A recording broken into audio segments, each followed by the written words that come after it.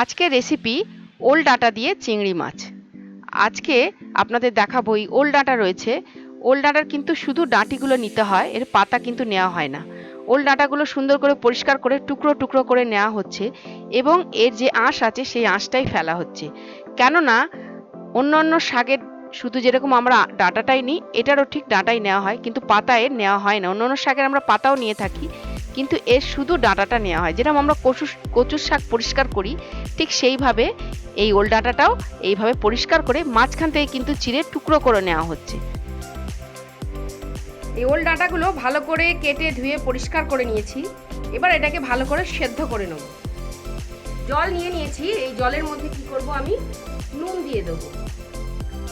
বেশ 2 থেকে 3 চামচ নুন দিয়ে দিয়েছি। এই নুন দেওয়ার কারণে কি হবে, যখন আমি সেদ্ধ দেবো এই জলের মধ্যে ওল ডাঁটাগুলো, তাহলে কি হবে, খুব ভালো করে নুনটা প্রবেশ করে যাবে এই ডাঁটিগুলোর মধ্যে, আর খেতে খুব সুস্বাদু হবে, আর খুব তাড়াতাড়ি এগুলো সেদ্ধ হয়ে যাবে।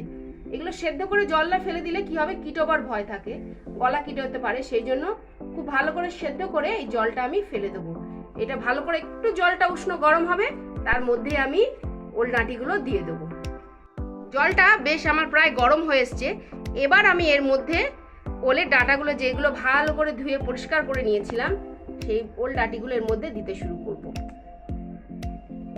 এইভাবে আমি পুরো ডাঁটাগুলো এর মধ্যে দিয়ে দেব।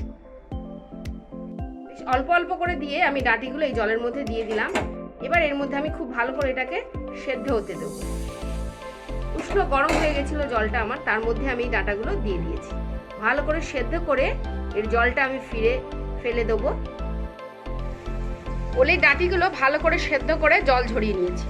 এবার এতে দেব সর্ষে আর চিংড়ি মাছটা খুব ভালো করে এটাকে ভেজে নিয়েছি। সর্ষে বেটে নিয়েছি আর চিংড়ি মাছটা নুন হলুদ দিয়ে ভেজে নিয়েছি, আর এটা সেদ্ধ করে জলটা ঝরিয়ে রেখেছি। এটা পুরো রান্না হবে কিন্তু সর্ষের তেলে।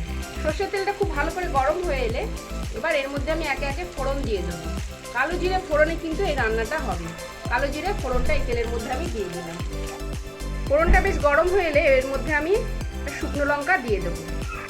এইভাবে একটা শুকনো লঙ্কা এর মধ্যে দিয়ে দেবো।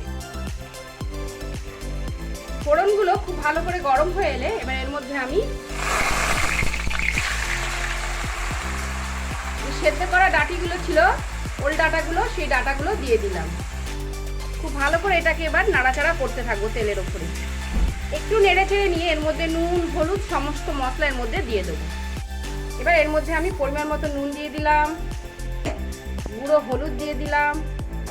এবার আমি এর মধ্যে সামান্য আদা বাটাটাও দিয়ে দেবো। এবার এর মধ্যে আমি যে চিংড়ি মাছটা ভাজা ছিল, সেই ভাজা চিংড়ি মাছটাও দিয়ে দেবো। দিয়ে এটাকে খুব ভালো করে কষাতে থাকবো। দেখুন একদম তেলের ওপরে চলে এসেছে। এবার এর মধ্যে আমি সর্ষেটা দিয়ে দেবো। সর্ষেটা দিয়ে কিন্তু বেশি রান্না করব না, তাহলে কি হবে, এটা তেতো হয়ে যাওয়ার সম্ভাবনা থাকে। সেই জন্য এটা একদম তেলের ওপর চলে এসেছে। এবার আমি এর মধ্যে সর্ষেটা দিয়ে নেড়ে চেড়ে নামিয়ে নেবো। দেখুন বেশ অনেকটা পরিমাণেই সর্ষে আমি দিয়েছি। এটা ভালো করে নেড়ে ছেড়ে এর মধ্যে এবার একটু ধনেপাতা আর কাঁচা লঙ্কা দিলাম। এটা অপশনাল, আপনারা দিতেও পারেন না দিতে পারেন। ধনেপাতা, কাঁচা লঙ্কাটা আপনি দিতে পারেন, আমি ধনেপাতা আর একটু কাঁচা লঙ্কা দিয়ে বেশ নেড়ে চেড়ে এটাকে মাখা মাখা করে নামিয়ে নেব।